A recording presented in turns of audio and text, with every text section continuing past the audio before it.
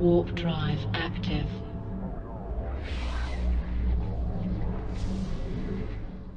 Greetings and salutations, all you beautiful pigs out there, and welcome to another evening sailing the Maelstrom. Of course, I am pre-recorded this time because you know we do interviews about awesome games coming out either now, next week, next year, doesn't matter. But today I'm very happy to talk about a game that I've been playing for over 17 years, and finally, dream come true. I get to sit down with the developers behind the game to talk about their new projects, EVE Havoc and EVE Vanguard. How y'all doing today? Good. How are you? I'm Couldn't be doing better. fantastic.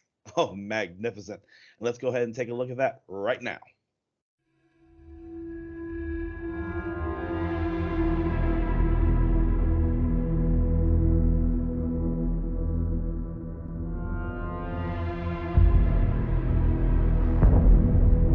Zarzak has been waiting. An ancient nexus, long abandoned. Now ruled by the insurgents. The fearless. The deathless. Trust is rare among our kind. Yet here you are, compelled by my invitation. I offer you a haven, a fortress, hidden from the empires.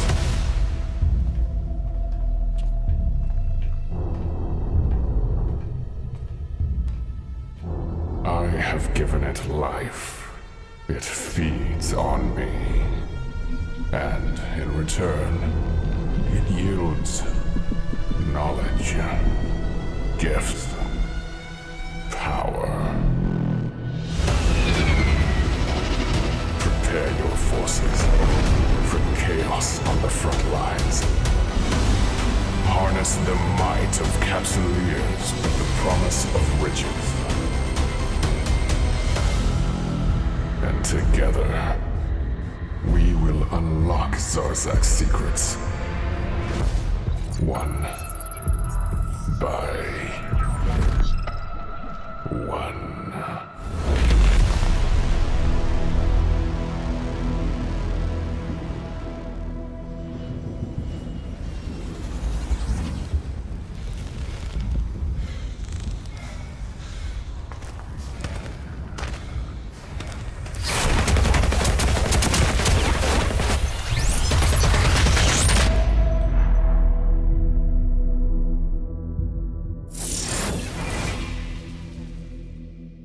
Looks fantastic. I cannot wait to get my hands on it.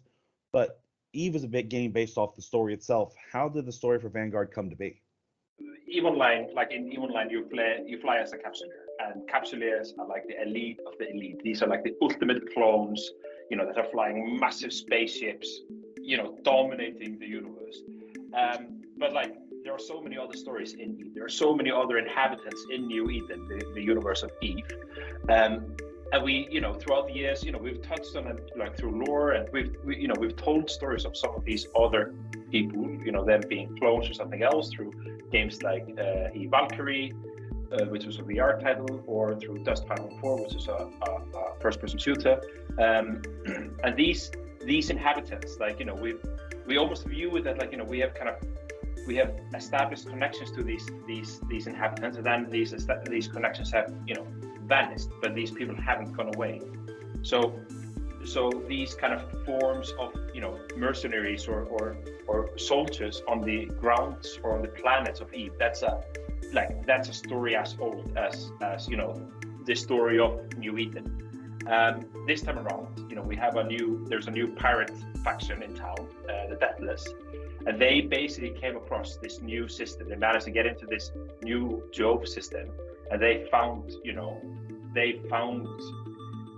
things that they could assemble and reverse engineer, old mercenary blocks that the empires have been using to guard, planetary interaction, outposts and things like that. And now they've created this new machine, this new, horrifying, war mercenary soldier that the Vanguard is, or the Vanguard clone is. The Deathless they're developing this technology. It's one of those things that they've learned through that Zarzak machine that you see in the trailer, but they're basically there just to create chaos. Like he doesn't really, or he or it or whatever they are in that machine, probably not human anymore, but they just want to see the world burn. And the Vanguard is on the planet, yes, because of how they came into be, but they can do whatever they want on the planet. They could basically start betraying each other or fight. They're not an army. They are individuals that may choose to work together. You mentioned that this is connected with EVE Online. Mm-hmm. Will players be able to access Vanguard with their EVE character, or is it going to be a separate installation? So it is going to be a separate installation. The Capsuleer and the Vanguard clone are not the same. They're not the same clone types. Like, these are two different clone types with two different purposes. To begin with, like, players will be able to create a Vanguard clone on their EVE account. But the download, it's running on Unreal 5. I mean, that makes more sense than of a space engine. But right from the beginning, like, there will be this there is Vanguard is happening in New Eden. It's happening at the same timeline as New Eden. It is very connected. And to begin with, from New Eden's point of view, you're actually helping the Deathless beta test these Vanguard clones, because these clones are they've never been tested properly. So we need to we're establishing connections for a shorter period of time to begin with to help the Deathless develop these war machines. A lot of players are saying this is Dust 514 Part 2. Outside of the story and roleplay aspects, does Vanguard do anything to set itself apart from Dust 514? It's completely different from a gameplay core loop perspective, for sure. This has way more flavor. It's way more about freedom and agency to go down to the planets, do stuff. It has roguelite elements. It has exploration. It has we're focusing way more on the play roles of industrialists, explorers, fitting the authentic. Be industrialist in Vanguard? Yes. It's one of those things that we always wanted to do, was have mining or something like construction based in Dust. It never panned out. We're able to do that now to fill in the evenness of everything. And then we also have PvE, which didn't exist in Dust. So there's it's a completely different game in almost all aspects, I think. Okay. Yeah, but we're taking a lot of learnings from it. But one of the really interesting things that we're looking at, a really interesting conversation that's going on and work that's been going on is really how do you when you have an FPS and when you add words like MMO and sandbox to it, what elements open up and what elements do we want to serve? And now that we're looking at these two experiences, in space or on the ground, when we're looking at it as a single game, what does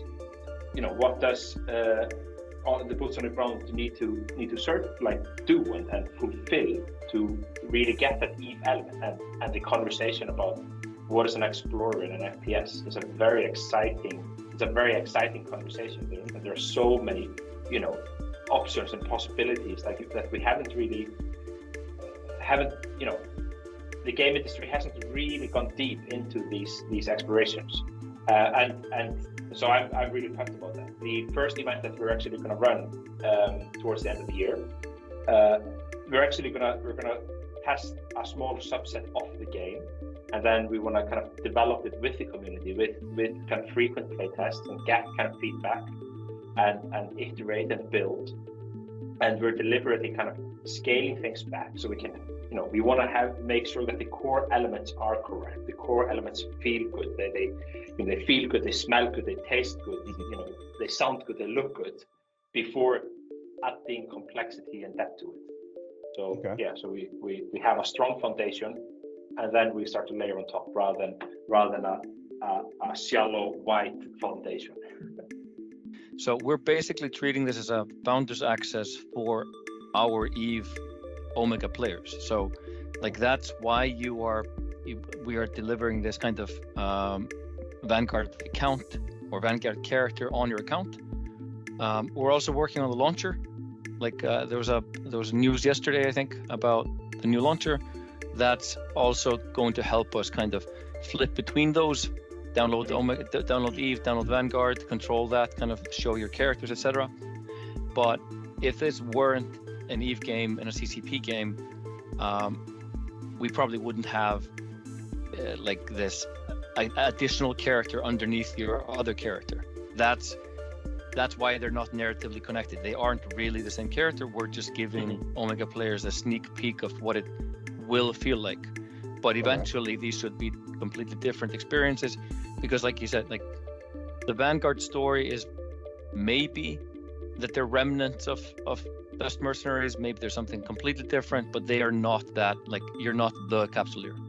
We do not expect you to roleplay as that Capsuleer jumping between bodies. You mentioned Omega players getting to play first. Is the playtest going to be linked to Omega subscribers only in the beginning? So the only way to access Vanguard is to be Omega at the time. That is how we're approaching this. We want it to be like, you get first dibs. Just be Omega, play the game, develop it with us. It's supposed to be authentic. You're the best player, the people to tell us whether it's authentic or not. And when do you have a set date of when we can expect the first playtest, or is that still up in the air? So it's by end of year, soon TM. Vanguard is fantastic. Can't wait to play it. But it was announced the same day as EVE Havoc. Is there anything you can say about that story? So we kind of covered it a bit earlier that this new character actually emerged at FanFest last year, where he kind of interrupted the broadcast of FanFest, and then he kind of he laid low. There were some small snippets and small news items about him throughout the year, but he's definitely been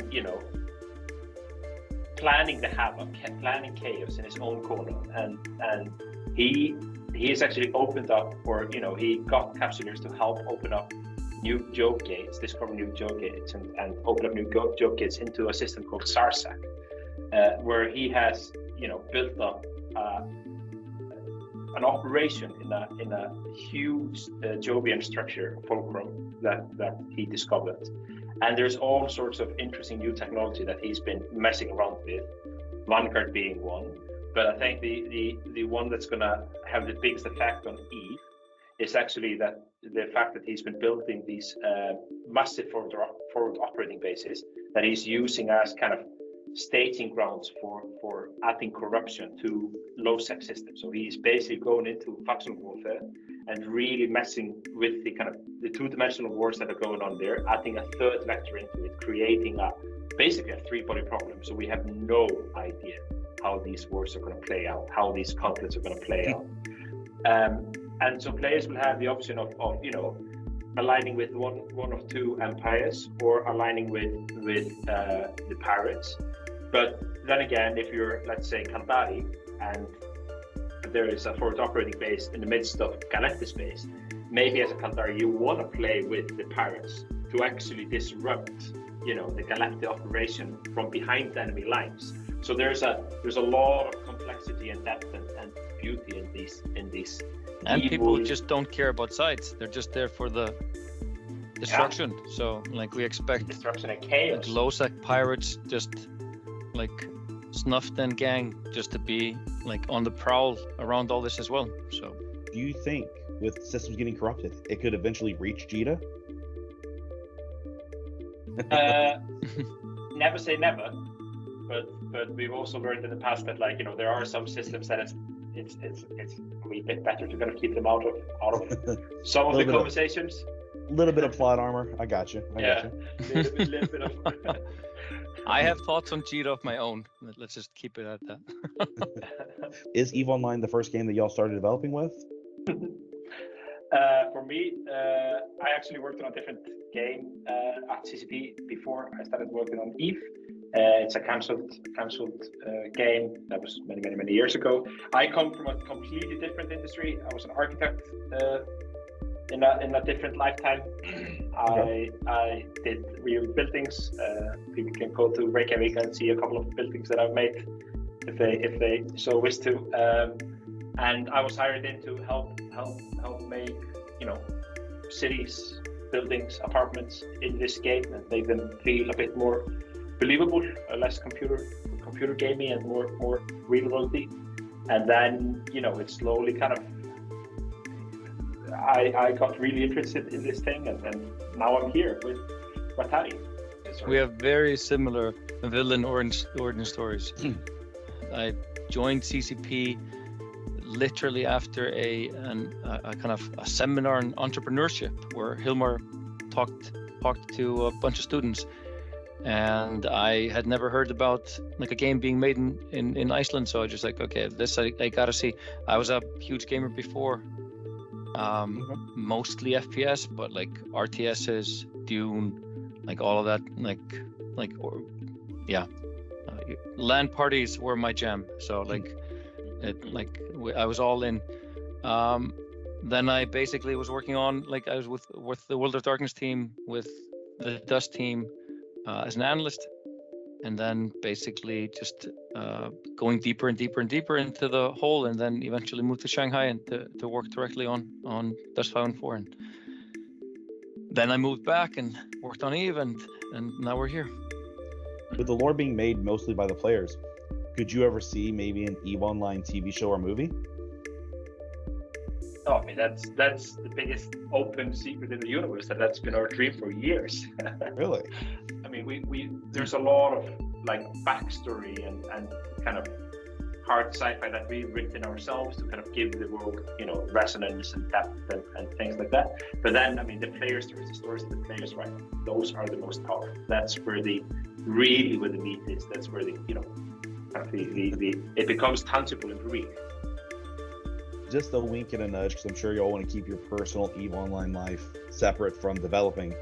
Have y'all ever been involved in a masterful historic EVE Online event? There have been plenty of developers in these events and more. I'm just gonna leave it at that. I don't want. Okay. I'm very wary of people triangulating like me. You can read old kill mails and yeah, try to like retrofit it all.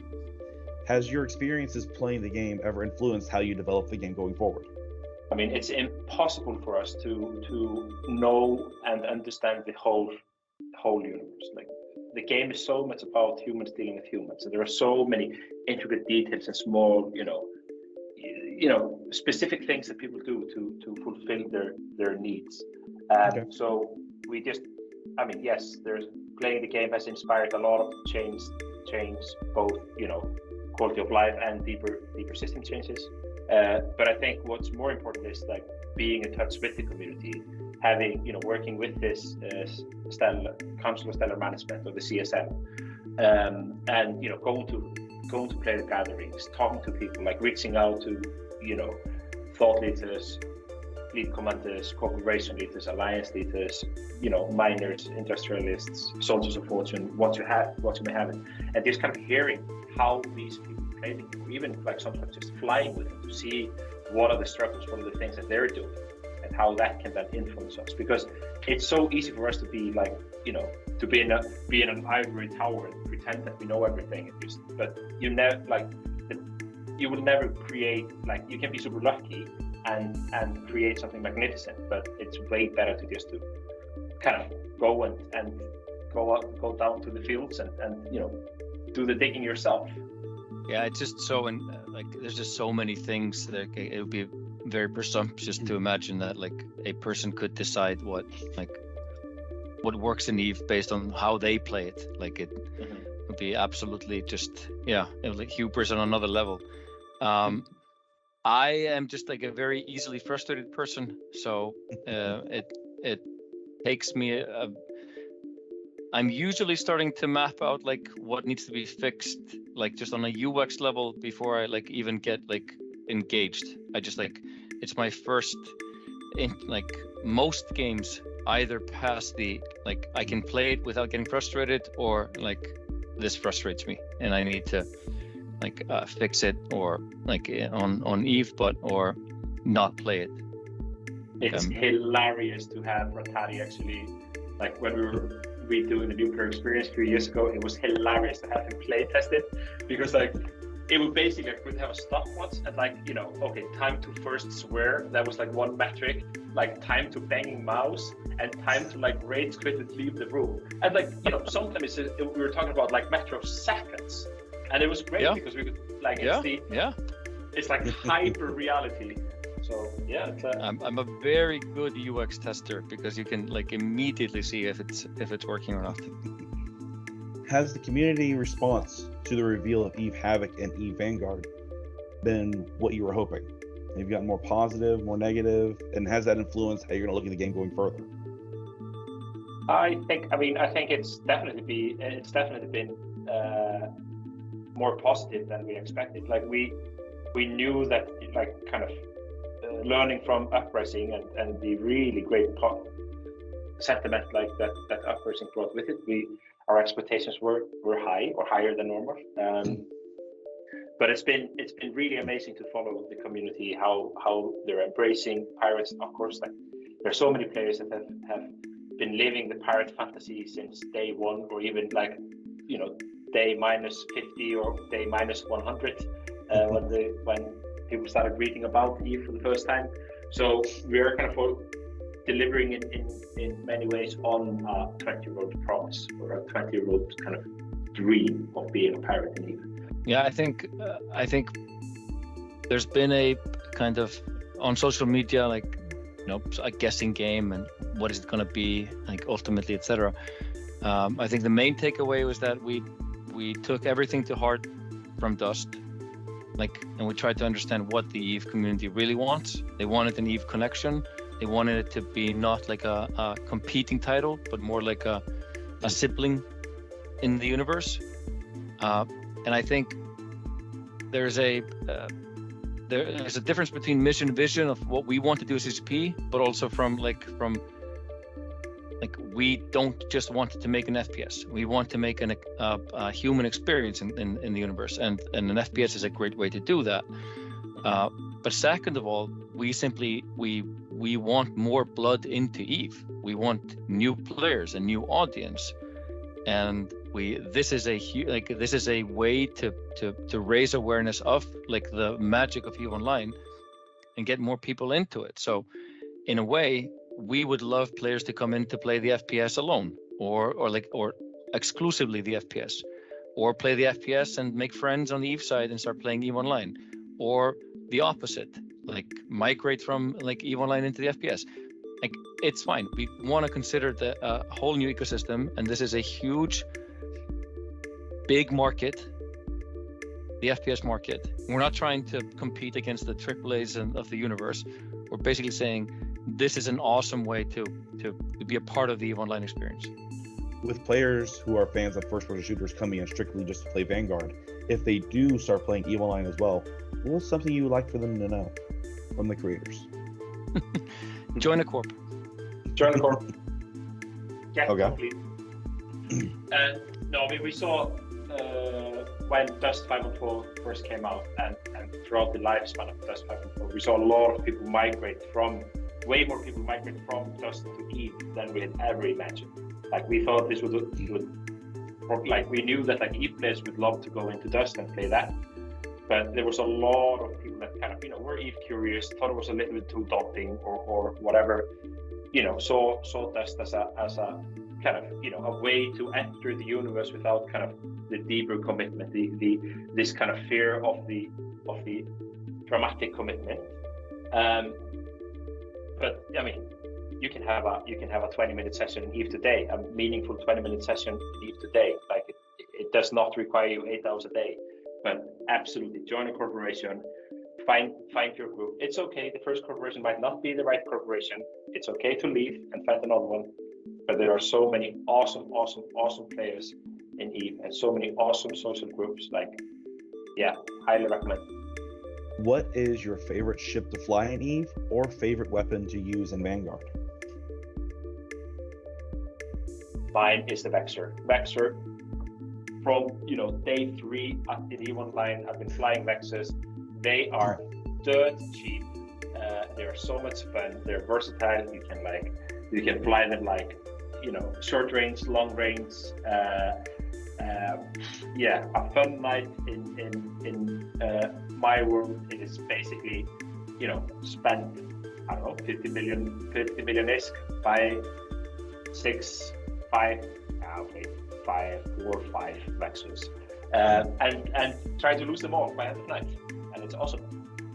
I'm not a Dreadnought pilot, but I would love to fly the Minmatar Dreadnought. Can the Deathless be killed? And if so, what would you suggest we try first? I have no idea. That's my answer. Will Permaban be making a return? So we just